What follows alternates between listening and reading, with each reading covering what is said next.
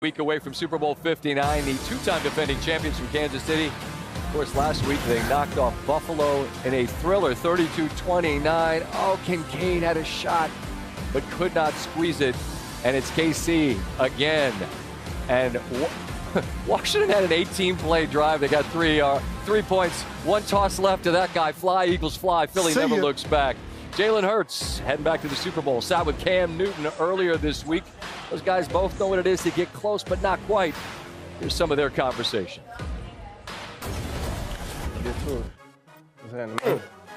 How you feeling? I'm solid, man. You ready to rap? Ready to chat? Talk to me.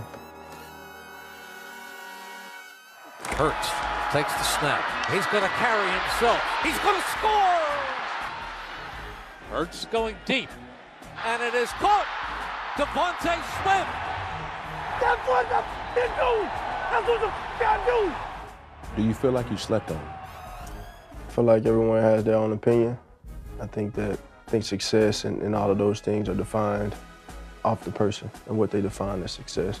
And we're sitting here going to the Super Bowl again, having an opportunity in front of us to go handle business and finish the job. Ultimately, that's all you can ask for. I remember my only go around. To say I was heartbroken is to really, there wasn't words. Got the MVP, was the golden child of that time, but I didn't win. Vulnerably speaking, I cried. You got a second opportunity at this. What's your mentality going into this game? Focus and finish. I can relate to you on that. Not the crying, but I can relate to you on coming up short after giving it everything that you had. But you know, in this game, sometimes it's just not enough.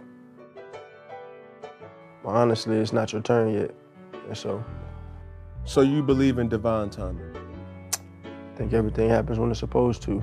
And I think there's always a learning lesson in everything. And ultimately, it's about how you respond to what you do.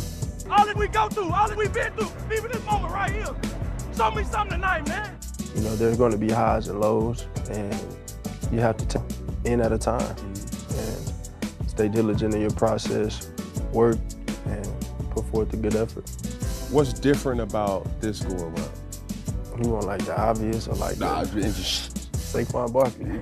Talk to me nice. Saquon Barkley. He's been a great addition in the locker room for the team. Obviously his ability, but how he carries himself, how he goes about his business, and he's been a blast to play with. Okay. Appreciate you.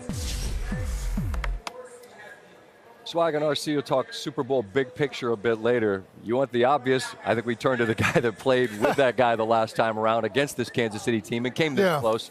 It is a second bite of the apple, right, for the quarterback and for a lot of the guys on this team. For a lot of the guys, yes. But just looking through the lens of Jalen, right, he was excellent in that game outside of a couple small mistakes. One big mistake. What do you think? What do you think's different for him this time around? Well, I think that he's already experienced it, and he's got a wealth of experiences from that moment, including last year where things didn't work out. And you had to fight tooth and nail and really look at yourself in a critical way to figure out how can I come back improved and how can this team come back and improve. And I think that the fact that they've gotten back there, the fact that they've improved on both sides of the ball so greatly within a year, the coordinators have done a phenomenal job. I really feel like they're in a position right now where there's a lot of confidence, there's a lot of cohesion, and I think they talked about divine plan maybe, and things coming together at the right moment. And I think that really comes down to everybody gets these opportunities, but luck really is opportunity making preparation. Sure. These guys are so prepared from an experience standpoint, from a talent standpoint, and from just like everything clicking that they're in a good position right now. I know we got to move, and I wish we didn't, because I keep thinking about the Philly experience and go, this is the second time. And then I think, and for Kansas City, it's the third in a row, and the value of that. Again, I know that's a conversation that you all will be having a little bit later in the program. Want to acknowledge this week of celebration coaches, because. Hey, Kevin and Elle, back with you on Sports Center, getting ready for the Super Bowl. Let's go. Chiefs are the fourth team to ever appear in 3 consecutive Super Bowls, and they're 1-1 away from, of course, doing something never been done. a three-peat overall. They'd be just the third team in NFL history to win 3 straight championships, joining the Packers from 29 to 31, and again from 65 to 67. On the scene with the Chiefs, our Michelle Steele.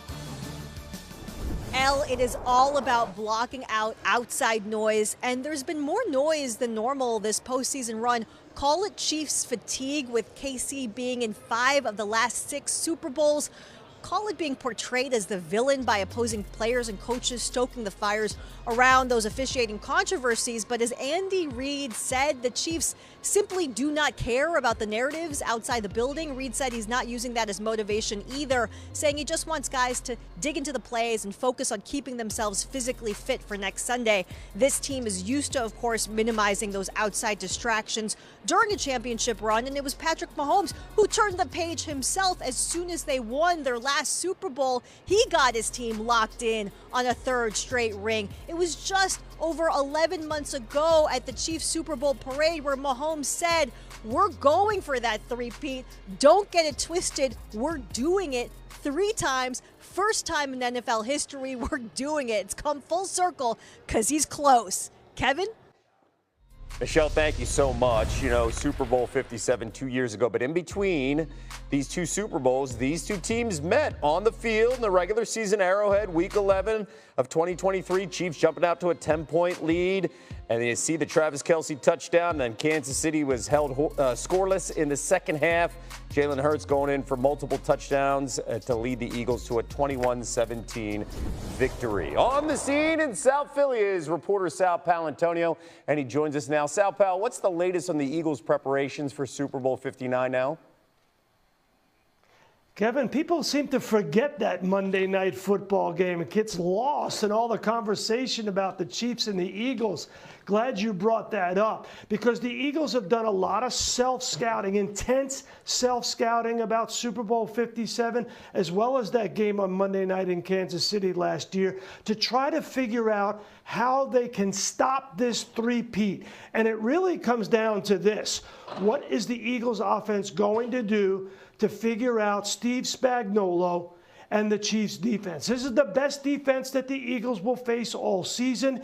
And the bottom line is that Spagnuolo is so good at dialing up those diabolical blitzes on 3rd and 4th down in critical situations to defeat the quarterback. You saw it last week against Josh Allen. It happened in Super Bowl 57.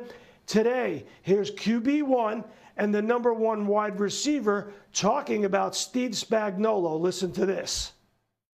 Well, he's been great. He's been great. Very high success rate in what they do. Great players, great defensive back group. Obviously, Chris Jones up front. And so it'll be a great challenge. Stopping the run, they're really good in the back end and play hard. That's the reason why they're in this position, you know, year after year after year. And so we definitely got our hands full. Kevin, I've been with this team since they went to Brazil in Week 1. Sao Paulo all the way to the Super Bowl. So this team right now, I would say if I was assessing their mood, there's a quiet confidence about this team, but they understand one thing, Kevin, unfinished business. They got to get it done in Super Bowl 59, try to prevent that three-peat of the Kansas City Chiefs. And the biggest storyline with this offense, specifically with Saquon Barkley and Jalen Hurts, no turnovers.